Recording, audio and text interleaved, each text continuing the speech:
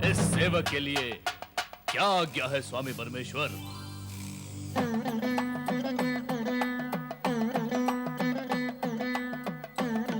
हे असुर, तुम भस्म से उत्पन्न हुए हो, इसलिए तुम्हारा नाम भस्मासुर हुआ। तुम हमारे लिए नित्य नवीन भस्म लाने के लिए उत्पन्न हुए। अवश्य स्वामी परमेश्वर, अवश्य। परंतु ये कार्य बहुत तुच्छ है। मुझे कोई बड़ा कार्य बताएं। पहले तुम ये तुच्छ कार्य सफलतापूर्वक करो, फिर हम तुम्हें उच्च और बड़ा कार्य भी बताएंगे। जैसी आपकी आज्ञा होगी मैं वैसा ही करूंगा। हे परमेश्वर, आपने मेरा नाम भस्मासुर रखा है, मुझे असुर कहकर भी पुकारा है, तो क्या मैं असुर हूं? जब हमारे मुख से तुम्हारे लिए असुर शब्द निकला है, तो यह निश्चित है कि तुम असुर ही हो। यदि तुम देव, दानव, मानव अथवा शिवगण होते तो हम तुम्हें उसी नाम से पुकारते। अतः तुम स्वयं को असुर ही समझो। अब जाओ, हमारे लिए भस्म लेकर आओ। जो आज्ञा महादेव।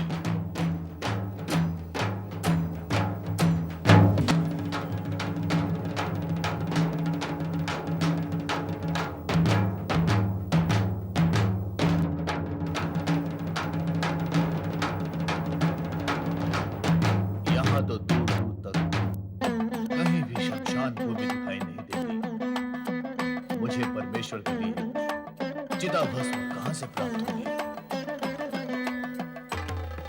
चलो कहीं और देखता हूं।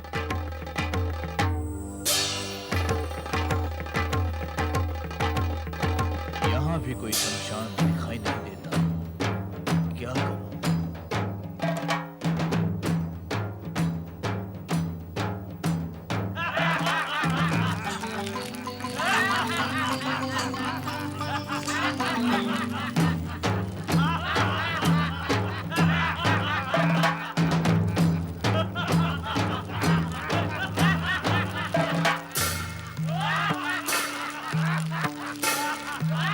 अरे सुनो, यहाँ आसपास कहीं कोई शमशान भूमि है? शमशान? वहां क्या करोगे? मुझे चिता भस्म चाहिए। चिता भस्म?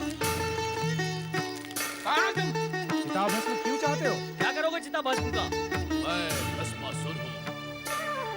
मुझे मेरे स्वामी शिव के लिए चिता भस्म चाहिए। वही खोज रहा हूँ। तो तुम असुर हो? तो तुम हमारी जाति के हो? हाँ हाँ, जब मैं असुर हूँ, तुम असुर हो, तो मैं तुम्हारी जाति का हुआ ना? पर इससे किसी को क्या लाभ होगा? लाभ? कैसा लाभ? भैया भस्मासुर, हम हैं तो एक ही जाति के, किंतु इस समय हम घोर संकट में हैं। हमारी दशा अत्यंत शोचनीय है। कष्ट में जीवन बीत रहा है। कष्ट? क्यों है कष्ट? यज्ञ और हवन करने वालों की शक्तियाँ बढ़ रही है ना? तो धर्म की दिव्य शक्ति बढ़ने से हम उनके पास नहीं जा सकते, इसलिए हमारी असुर शक्ति घट रही है। देवताओं, ऋषि मुनियों और मानवों का धर्म और नीति के प्रति इतना अधिक लगाव हो गया है कि उनकी शक्ति के सामने हमारा छल, कपट, हिंसा, क्रोध सभी कुछ व्यर्थ हो गया है। इसीलिए हमें वनों में, गुफाओं में मुंह छिपा के रहना पड़ रहा है। हमें हमारा आहार भी प्राप्त नहीं हो रहा है। केवल वनस्पतियाँ खाकर समय पूरा कर रहे हैं। केवल वनस्पतियां खाकर हम कितने दिन जीवित रह सकते हैं? हम पशु तो है नहीं कि उसी पर आश्रित रहकर सारा जीवन व्यतीत कर ले। बस बस मेरे जाति बंधुओं, बस। इससे अधिक और दुख अब मैं नहीं सुन सकता। तो कोई उपाय करो हमें इस दुख से उबारने के लिए। कहो भाइयों, ये भस्मासुर तुम्हारे लिए क्या कर सकता है? शिव तो तुम्हारे स्वामी हैं। हाँ है। वे बड़े चमत्कारी देवता हैं। उनसे बड़ा चमत्कारी देवता अन्य कोई है ही नहीं। सारा जगत यही कहता है। देव, दानव, मानव सभी इस सत्य को मानते हैं। तो फिर मुझे क्या करना होगा? तुम उनसे ऐसा कुछ वरदान मांग लो जिससे मानव जाति और देवघर में भय फैल जाए। उससे क्या होगा? उससे तुम अजय हो जाओगे और हम निर्भय हो जाएंगे।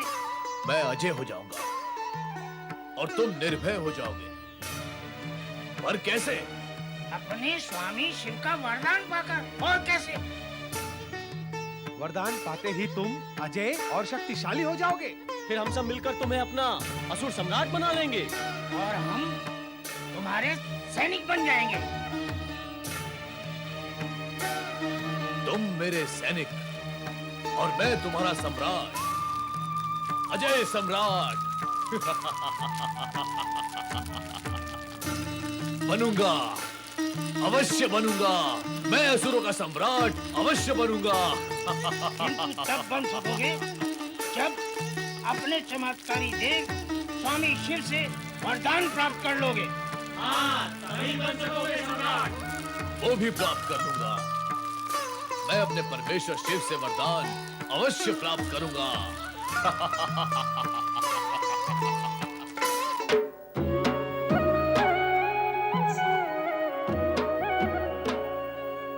स्वामी परमेश्वर को सेवक भस्मासुर प्रणाम करता है।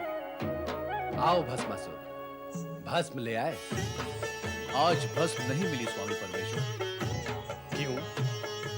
स्वामी परमेश्वर, इस जगत में मनुष्य व असुरों की आयु बढ़ती जा रही है, बढ़ती ही जा रही है। मैं चारों दिशाओं में ढूंढ ढूंढ कर थक गया, परंतु मुझे कहीं भी कोई नई चिता नहीं मिली जहां से मैं भस्म प्राप्त कर सकूं। सारे शमशान सूने पड़े। लगता है मृत्यु अपना कार्य नहीं कर रही, इसीलिए प्राणियों ने भी मरना बंद कर दिया है। अब चिंता तो यह है परमेश्वर कि मैं आपकी आज्ञा का पालन कैसे करूं। जितने जन्म होते हैं उतने ही मरण भी होते हैं। जन्म मरण प्रकृति का अटूट नियम है, इसलिए तुम्हें चिंता करने की आवश्यकता नहीं है। ढूंढने पर कहीं न कहीं तुम्हें चिता भस्म अवश्य मिल जाएगी। मैं सारे जगत का चक्कर लगाकर लौटा हूं स्वामी परमेश्वर। भविष्य में भी कोई चिता जलने या उसकी भस्म मिलने की कोई संभावना नहीं है। यदि आप मेरी एक प्रार्थना स्वीकार करें तो भस्म मिलने का उपाय हो सकता है। कैसी प्रार्थना? आप मुझे वरदान दें कि मैं जिस किसी के भी सर पर हाथ रख दूं वो भस्म हो जाए। इससे क्या होगा भस्मासुर? एक तो इससे भस्म की प्राप्ति होगी परमेश्वर, दूसरे वे वृद्ध जो व्यर्थ ही इस धरती पर भार है, मृत्यु को प्राप्त नहीं हो रहे, वे वृद्धावस्था की पीड़ा से मुक्त हो जाएंगे। मुझे वरदान दीजिए परमेश्वर। तथास्तु।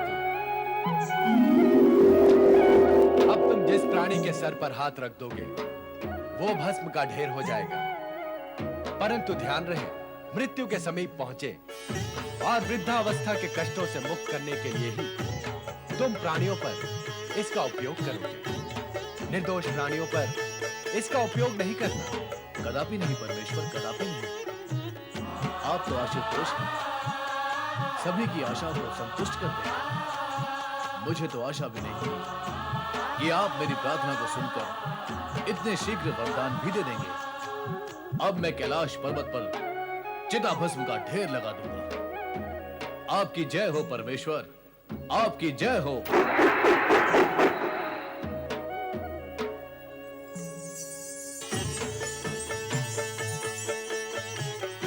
ये आपने क्या किया स्वामी? आप सदा ऐसा ही करते हैं। असुरों को वरदान देकर उन्हें अहंकारी बना देते हैं, फिर वे निर्दोष प्राणियों पर अत्याचार करते हैं। भस्मासुर भी इतना बड़ा वरदान पाकर वैसा ही करेगा। चिंता न करो देवी, भस्मासुर हमारा सेवक है, वो हमारे आज्ञा का उल्लंघन नहीं करेगा। सेवक होने के साथ साथ वो असुर भी तो है स्वामी। और असुर आज्ञा ही क्या, धर्म, नीति, न्याय, मर्यादा सभी का उल्लंघन कर देते हैं। भस्मासुर को इतना बड़ा वरदान देकर आपने अच्छा नहीं किया स्वामी।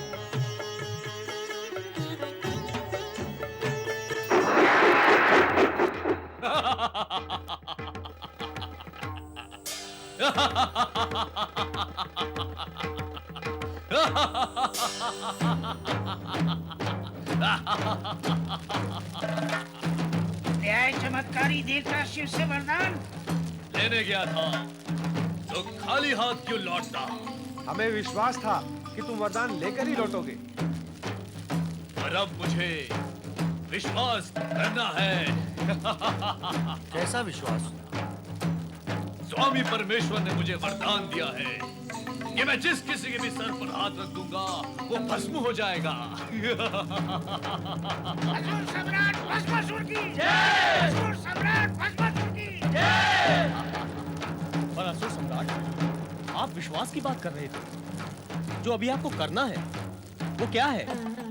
हाँ, मुझे वरदान का प्रयोग करना है ताकि मुझे ये विश्वास हो सके कि स्वामी परमेश्वर ने जो वरदान मुझे दिया है उसमें शक्ति है। मैं जिस किसी के भी सर पर हाथ रखूंगा वो भस्म हो जाएगा।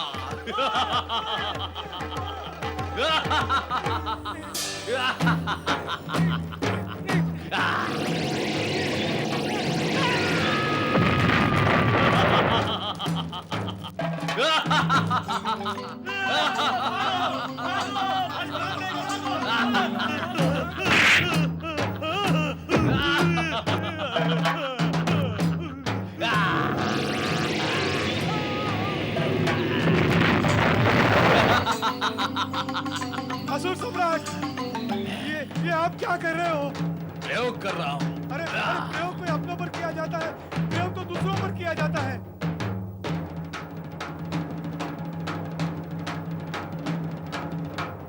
प्रयोग दूसरों पर किए जाते हैं। और नहीं तो क्या, तुम असुर होकर अपने ही असुर भाइयों का भस्म कर रहे हो। तो फिर मुझे प्रयोग के लिए किसे भस्म करना चाहिए? अपने शत्रुओं को, अपने असुर भाई और असुर जाति के शत्रुओं को, उनको जो असुर जाति को समाप्त कर देना चाहते हैं। तुम उन्हें भस्म क्यों नहीं करते? कौन है वो लोग? वे ही जो यज्ञ और हवन करके धर्म शक्ति एकत्र कर हमें नष्ट कर देना चाहते हैं। वे ही ऋषि मुनि जो सदा प्रेम, सत्य और अहिंसा की बातें और काम करके हमें दुर्बल बना देना चाहते हैं। यही हमारे विनाश का कारण है। ऐसा है क्या? ऐसा ही है। वैसा होता तो हम ऐसी बात ही क्यों करते? तुम्हें अपने वरदान का सही उपयोग करके अपने असुर भाइयों को शक्तिशाली बनाकर असुर साम्राज्य की स्थापना करनी चाहिए। ऐसा ही होगा। मैं तीनों लोकों में असुरों के शत्रु ऋषि मुनियों को नष्ट करके असुरों का साम्राज्य स्थापित करूंगा।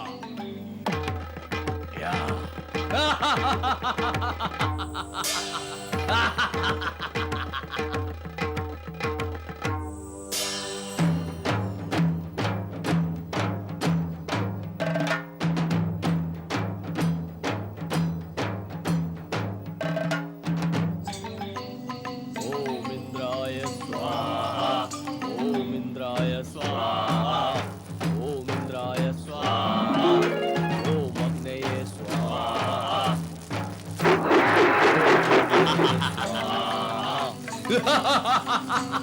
कौन हो तुम? अभी पता चल जाएगा कौन हूं मैं।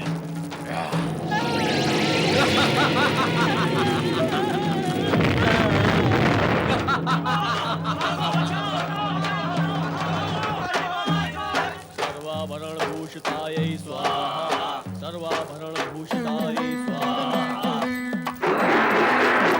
सर्वाभरण भूषितायै स्वाहा, सर्वाभरण भूषितायै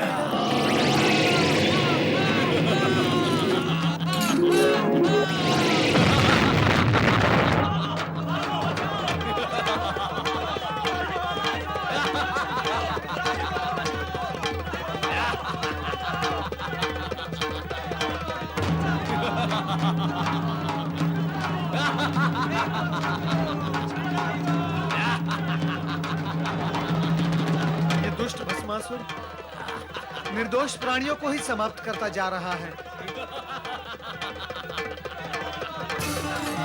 ये भी तो मुनि है, इसे भी भस्म करता हूँ। अरे ये क्या कर रहे हो भस्मासुर? मुझे भस्म करके तुम्हें क्या मिलेगा? मिलेगा नहीं, मिलेगी तुम्हारी भस्म। मेरी भस्म का तुम्हें क्या उपयोग भस्मासुर? मैं जीर्ण क्षीर्ण दुर्बल काया का दुर्बल प्राणी। मुझे भस्म करके कितनी भस्म प्राप्त होगी तुम्हें? इतनी। सुनो, वही करते रहो जो कर रहे थे। क्या क्या करता रहूं? वही राक्षसों को भस्म करने का कार्य।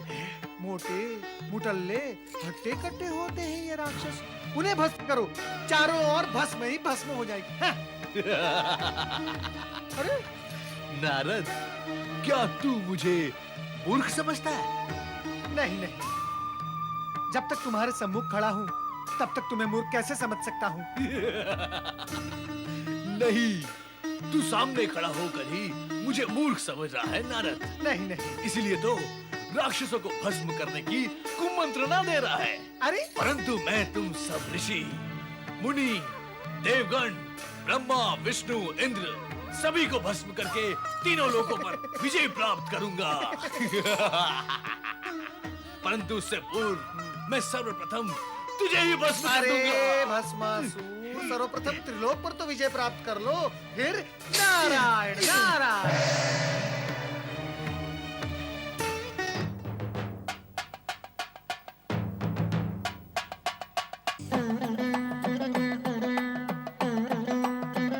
महाबली भस्मासुर, असुरराज भस्मासुर, महाबली भस्मासुर। भले पधारे महाबली, भले पधारे भस्मासुर। हमारी व्यथा सुनो असुरराज, हमारी व्यथा सुनो।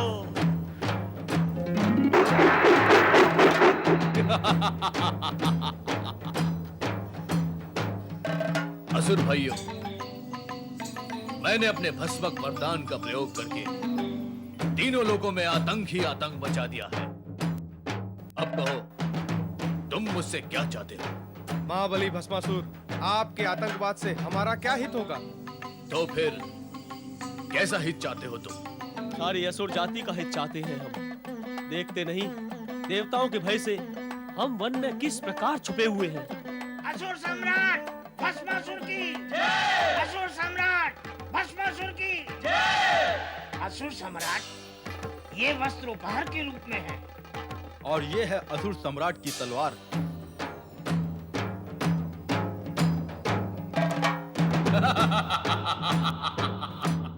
लगता है अब हमारा उद्धार निश्चित है। यदि ऐसा है तो मैं अपने असुर भाइयों के हित और उद्धार के लिए क्या कर सकता हूँ? असुर राज, असुरों का हित तो तब होगा जब तुम असुरों के शत्रु इन देवताओं और धर्मात्माओं को समाप्त कर तीनों लोकों में असुरों का साम्राज्य स्थापित करोगे। तो फिर बताओ, कौन है वो हमारा शत्रु राजा? राजा धर्मसेन। वो ब्रह्मा विष्णु का भक्त और बड़ा धर्मात्मा है। धर्मात्मा? मैं उसका धर्म और उसकी आत्मा दोनों को ही समाप्त कर दूंगा। असुरों के साम्राज्य की स्थापना का कार्य मैं यहीं से आरंभ करता हूँ। देखता हूँ कौन है धर्मसेन। प्रजावत्सल्य न्यायप्रिय महाराजा धर्मसेन की जय। प्रजावत्सल्य न्यायप्रिय महाराजा धर्मसेन की जय। प्रजावत्सल्य न्यायप्रिय महाराजा धर्मसेन की जय। महामंत्री प्रसेन जी, आज्ञा करें महाराज। हमारी प्रजा के कुशल मंगल के समाचार कहें। महाराज, प्रजा सुखी और प्रसन्न है। राज्य की व्यवस्था सुचारू है। सभी कार्य कुशलतापूर्वक हो रहे हैं। किंतु महाराज। किंतु क्या महामंत्री? रुक क्यों गए? जो भी कहना है निसंकोच कहिए। महाराज, अब तक तो राज्य में सर्वत्र शांति ही थी, किंतु आसपास के राज्यों से भयानक असुर भस्मासुर के अत्याचारों का समाचार सुन सुनकर हमारी प्रजा भयभीत हो उठी है। प्रजा शंकित है कि वो हमारे राज्य में आकर आतंक और अत्याचारों से हमें पीड़ित कर सकता है। कदापि नहीं, सर्वथा नहीं। हम अपनी प्रजा को कभी भी पीड़ित होने नहीं देंगे। महामंत्री, आप इसी समय सेना को आदेश दें कि वो भस्मासुर को समाप्त कर दे।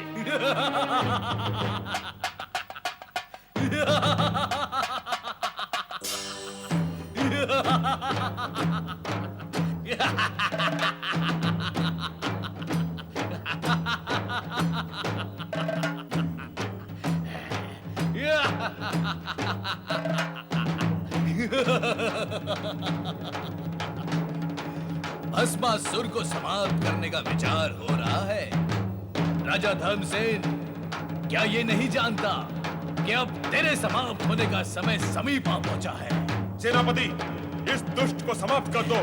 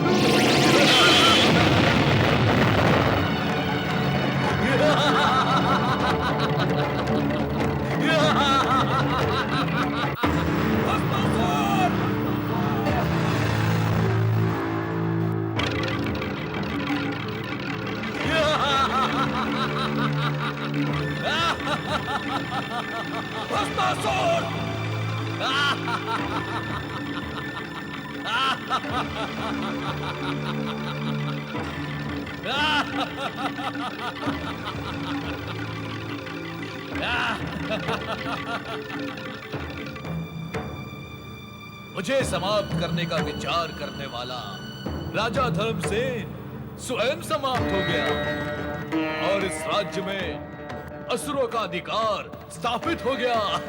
भस्मासुर!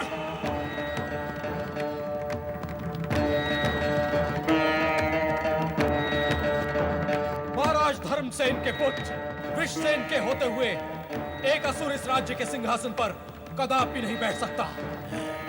मैं यहाँ असुरों का राज्य कदापि स्थापित नहीं होने दूंगा।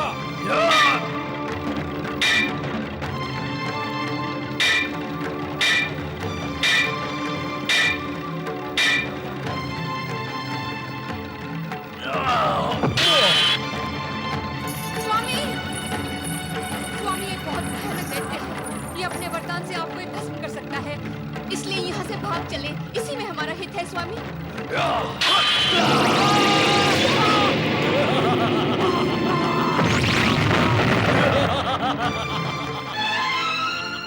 स्वामी, स्वामी,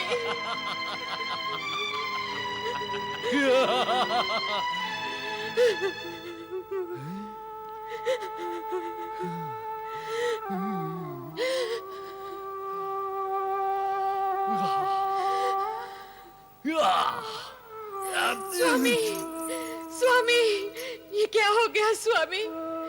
ये क्या हो गया? मैं तो आपको सावधान करने आई थी, किंतु आप असावधान हो गए। इस दुष्ट का कुचक्र चल ही गया स्वामी। इसने आपके प्राण हर ही लिए। अब मैं आपके बिना कैसे जीवित रहूंगी? कैसे?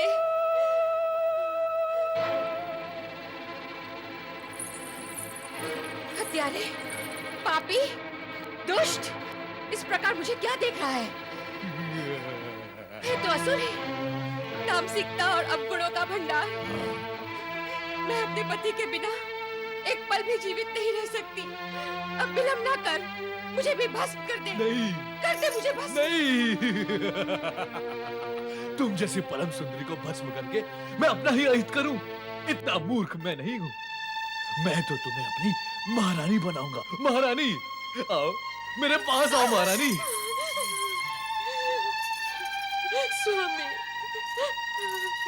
महाबली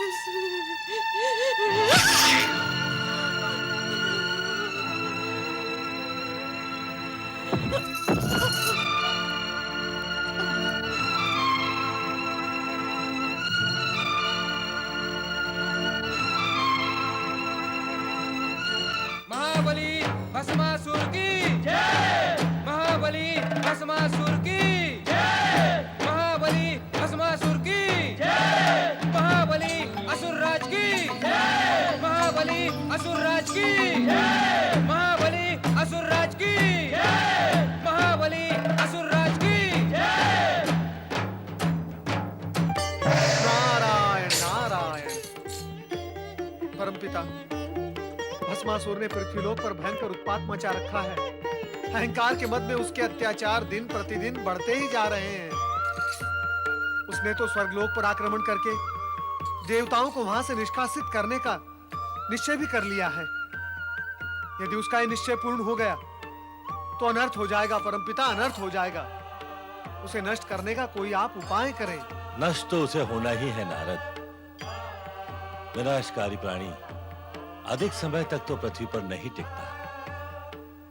दुविधा तो यह है कि उसे भगवान शिव शंकर का वरदान प्राप्त है, इसी से वो उन्मत्त हो गया है। वो दुष्ट ये भी नहीं जानता कि भगवान शिव ही उसकी विनाश लीला का आयोजन करेंगे। भगवान भोलेनाथ? वो कैसे?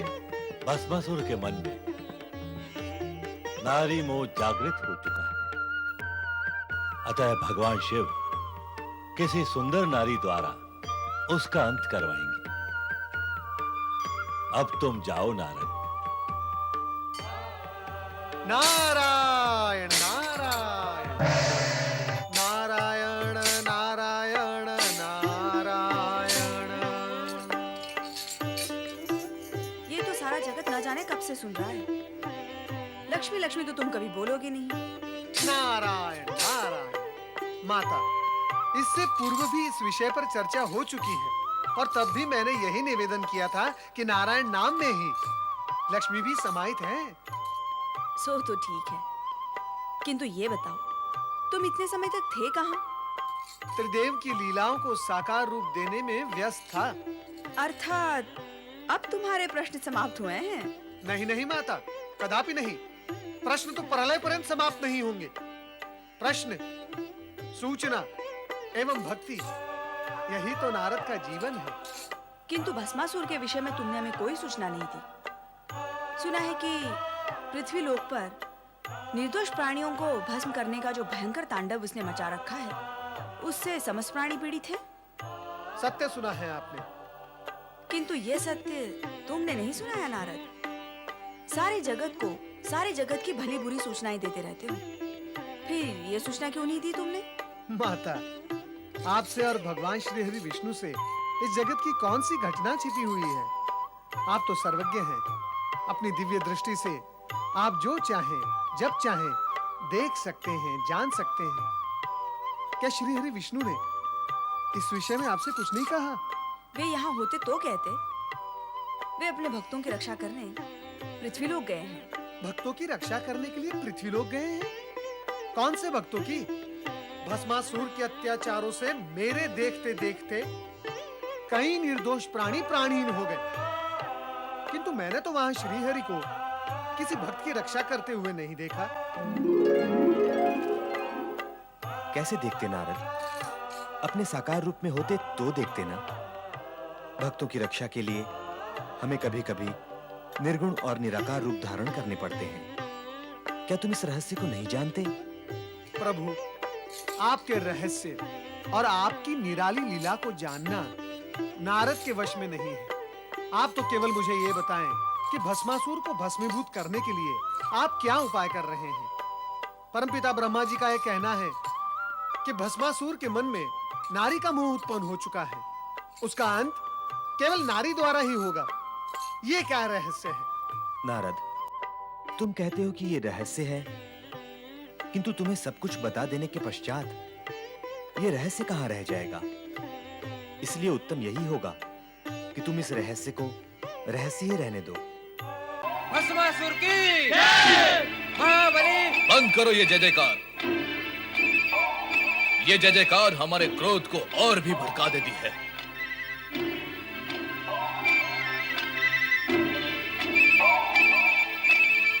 नारी कितनी सुंदर, कोमलांगी, चंचल नैनों वाली, मधुर मुस्कान वाली, इसे तो प्राप्त करना चाहिए। अब मैं जगत की सबसे सुंदर नारी को अपनी महारानी बनाऊंगा और ये जितने भी देवता ऋषि मुनि हैं, इन सबको समाप्त कर दूंगा।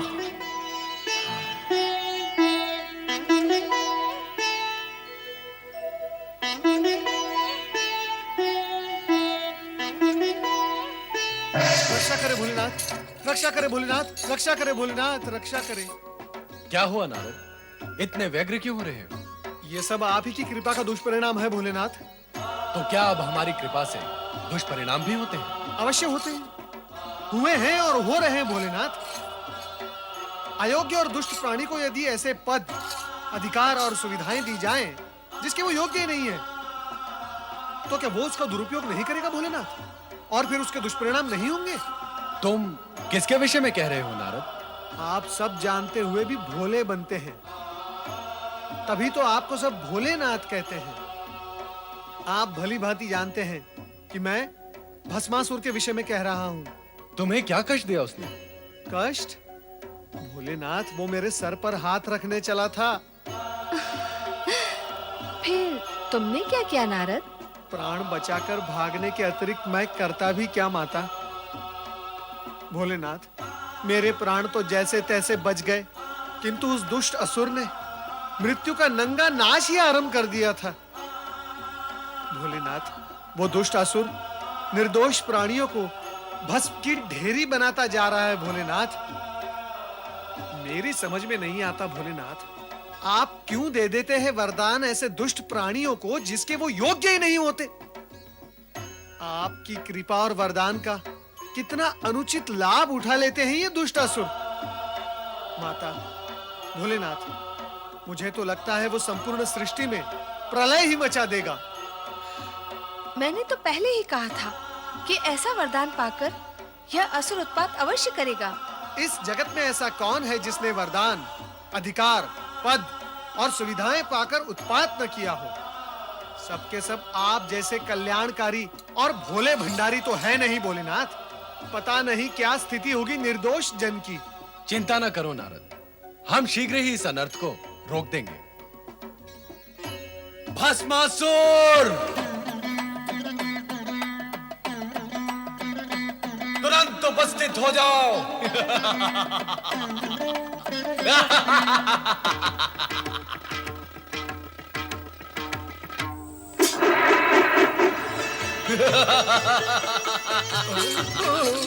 हे शिव शंकर, आपके दिए हुए वरदान का प्रयोग करके अत्यंत सुख की प्राप्ति हो रही है।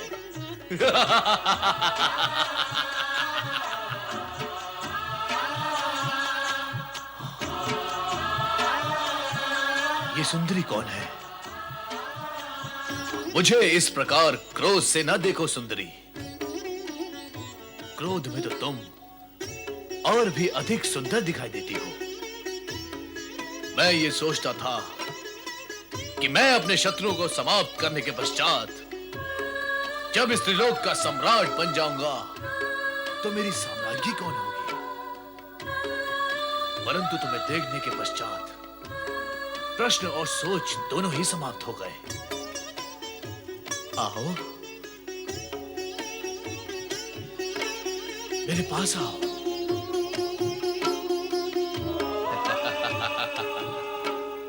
मैं इंद्र को भस्म करके तुम्हें स्वर्ग के सिंहासन पे बिठाऊंगा। दुष्ट भस्मासुर, पार्वती हमारी अर्धांगिनी है और तू हमारा सेवक। वो तुम्हारे माता समान है। इन पर कुदृष्टि डालने का परिणाम जानता है। हम तुम्हें इसी समय भस्म कर देंगे। भस्म करने का काम जब तुम करते थे वो युग गया भस्मधारी। अब भस्म करने का कार्य मैं करता हूं। मैं, इससे पहले कि तुम मुझे भस्म करो, मैं ही तुम्हें भस्म करके इस सुंदरी को अपना बना लेता हूं। वही रुक जा दुष्ट। प्रभु अपनी रक्षा करे, भाग जाए यहाँ से, भाग जाए प्रभु।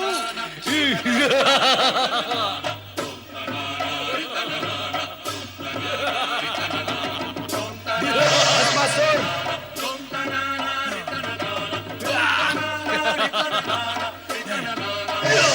भस्मासुर,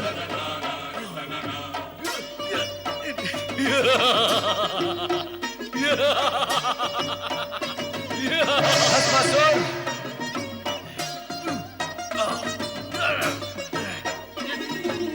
भस्मासुर,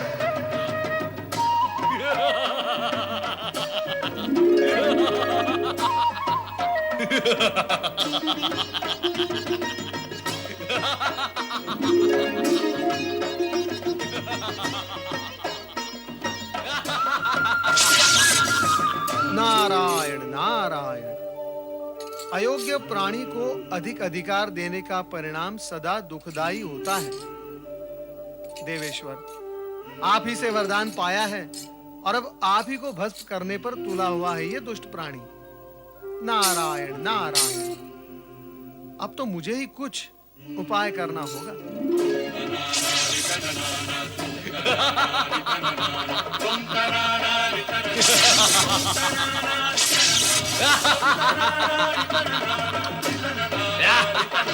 रक्षा करें प्रभु, श्री हरि प्रभु हमारी रक्षा करें। नारद, तुम पर क्या संकट आ पड़ा? नारद, आज तुम्हें रक्षा की आवश्यकता कैसे आन पड़ी? तुम तो संपूर्ण जगत की रक्षा की चिंता किया करते हो। माता, चिंता तो आज भी है, किंतु जगत की नहीं, जगत पिता की। अर्थात? श्री हरि, भस्मासुर को वरदान देकर भगवान भोलेनाथ स्वयं संकट में पड़ गए हैं। वो दुष्ट भस्मासुर भगवान भोलेनाथ के सिर पर हाथ रखकर उन्हें भस्म करना चाहता है। पर नारद, ये भी तो शिवलीला ही है। शिवलीला? श्री हरि, ये कैसी शिवलीला है जिससे प्राण संकट में पड़ जाए? नारद, शिव ऐसी ही लीला करते हैं कि जगत के सारे प्राणी इस सत्य को जान और मान ले कि अयोग्य प्राणी को अधिक अधिकार और वरदान देने से जगत को दुष्परिणाम भोगने पड़ते हैं। किंतु इस समय तो आप उन्हें दुष्परिणाम भोगने से बचाएं। स्वामी, आपने सदा ही शिव पार्वती को संकटों और बाधाओं से उबारा है। आप शीघ्र ही उनकी सहायता करें। वो तो करनी ही होगी।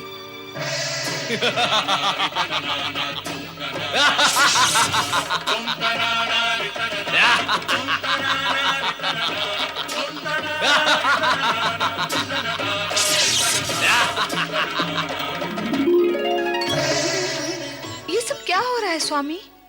कहाँ कहाँ क्या हो रहा है देवी? तीनों लोकों का स्वामी एक दुष्ट, बुद्धिहीन, दुराचारी असुर के सम्मुख इतना विवश, असहाय और पौरुषहीन हो गया है। समय की बलिहारी है देवी, समय की बलिहारी है। हाँ स्वामी, देख रही हूँ समय से हारे हुए बल को, किंतु अब आपकी ये दशा मुझसे देखी नहीं जाती। तो देवी, हमें क्या अपनी ये स्थिति प्रिय लगती है? हम इस अप्रिय स्थिति से स्वयं ऊब चुके हैं। तो फिर विराम क्यों नहीं लगा देते इस स्थिति पर? नहीं, हम अभी ऐसा नहीं कर सकते। ना सही, मैं तो कर सकती हूँ। आप मुझे आज्ञा दें, मैं शक्ति रूप धारण कर उस दुष्ट भस्मासुर को एक क्षण में ही समाप्त कर दूंगी। तुम यदि ऐसा कर दोगी तो हमारे वरदान का क्या होगा जो हमने भस्मासुर को दिया है कि उसे कोई भी नहीं मार सकेगा? यदि तुम्हारे हाथों उसका वध हो जाता है तो हमारी वरदान की महिमा भी समाप्त हो जाएगी। ऐसा हो गया तो जगत के प्राणी भविष्य में हम पर और हमारे वरदान की शक्ति और महिमा पर विश्वास ही नहीं करेंगे। स्वामी, आप तो चारों ओर से विवश हैं। तुम चिंता न करो देवी, हमारी विवशता का शीघ्र ही अंत होगा। कोई ना कोई उपाय अवश्य निकल आएगा। अब तुम शीघ्र ही समाधि स्थल चली जाओ, वहां पर तुम सुरक्षित रहोगे।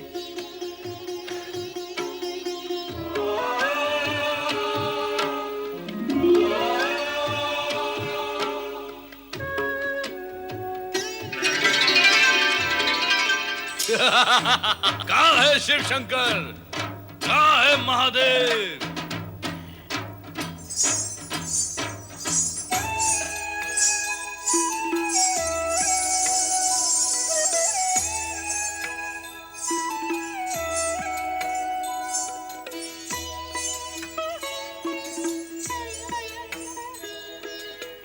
इधर देखो वरदायिनी भस्मासुर।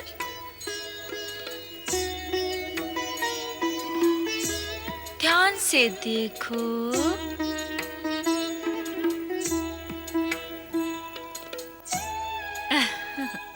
अंतर्दृष्टि से देखोगे तो मैं तुम्हें पार्वती से अधिक सुंदर दिखाई दूंगी। मैं त्रिभुवन मोहिनी हूँ।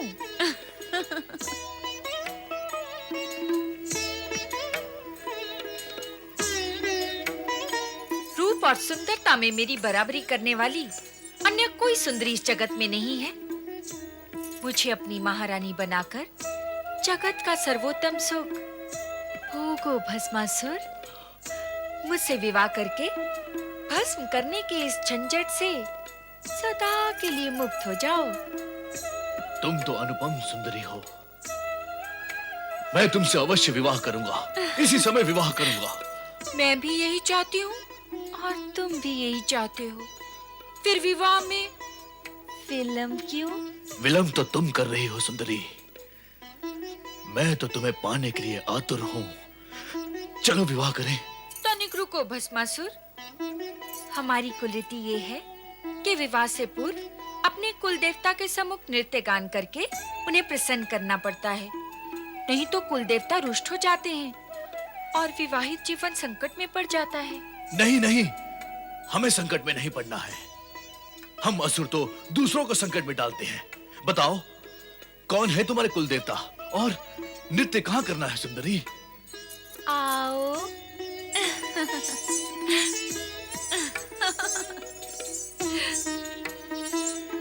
ये वट वृक्ष ही हमारे कुल देवता हैं। तुम मेरे होने वाले पति हो। हमारी कुल रीति के अनुसार कुल देवता को प्रसन्न करने के लिए तुम्हें उसी भांति नृत्य करना होगा जैसे कि मैं करूंगी। बोलो, करोगे ना? अरे तुम कहोगे तो नृत्य क्या, मैं कुकृत्य भी करूंगा। चलो शीघ्र नृत्य आरंभ करते हैं ताकि नृत्य करके हम शीघ्र विवाह कर सके। तो चलो नृत्य गान आरंभ करते हैं। गान? क्या हुआ, रुक क्यों गए? मैं नृत्य तो कर सकता हूँ परंतु गान नहीं गा सकता। क्यों? मेरा कंठ बेसुरा है। यदि मैंने बेसुरा गीत गाया तो मेरे जाति वाले असुर ये समझकर यहाँ पर आ जाएंगे कि मैं उन्हें पुकार रहा हूँ। नहीं, मैं गाना नहीं गा सकता। अभी अभी तो कह रहे थे कि कुकृत्य भी कर सकते हो। कुकृत्य करना तो हमारा कुल धर्म है सुंदरी, परंतु मैं गीत नहीं गा सकता। तो ठीक है, तुम केवल नृत्य करना, किंतु उसी भांति जैसे कि मैं करूं। वैसा ही करूंगा। चलो शीघ्र नृत्य आरंभ करते हैं ताकि हम शीघ्र विवाह कर सकें।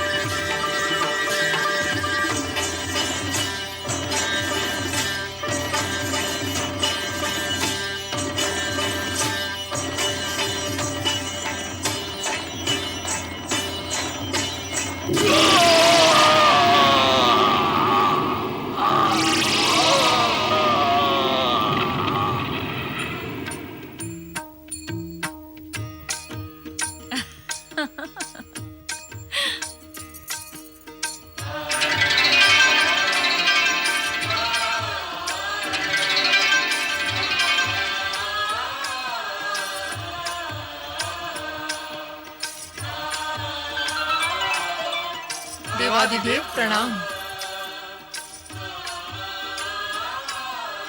श्री हरि विष्णु, आपने हमारी भूल का परिमार्जन कर दिया। भूल? कैसी भूल महेश्वर? यदि आप भूल करने लगेंगे तो साधारण प्राणी की क्या गति होगी? और वैसे भी मैंने तो आप ही की इच्छा अनुसार अपने कर्तव्य का पालन ही किया है। श्री हरि, आपने तो अपने कर्तव्य का पालन किया है, पर अब तो भोलेनाथ को भी अपना कर्तव्य करना चाहिए। मेरा कर्तव्य क्या है देवी पार्वती? भविष्य में किसी को भी वरदान देने पर प्रतिबंध लगाना। समाप्त कर दें अब वरदान देने की परंपरा। यह कार्य अब ब्रह्मदेव व श्री हरि विष्णु को सौंप दें। नारायण नारायण। माता, जो दे वो देवता, और देवता देने का कार्य कैसे समाप्त कर सकते हैं? भगवान भोलेनाथ ना परंपरा त्यागेंगे, ना अपना उदार स्वभाव। वो तो भोले भंडारी हैं। अर्थात फिर से कोई को पात्र निर्दोष जन पर अत्याचार करने आएगा? नहीं नहीं माता, अब भगवान भोलेनाथ केवल सुपात्र को ही वरदान देंगे। सच्चे भक्तों को हानि भी तो नहीं होनी चाहिए। निश्चिंत रहो देवी पार्वती, अब तुम्हें कुछ कहने का अवसर नहीं मिलेगा। अब हम वरदान देने से पूर्व पात्र की परीक्षा लिया करेंगे। देवादिदेव महादेव की जय। पालन करता श्री हरि विष्णु की जय। भगवान भोलेनाथ की जय।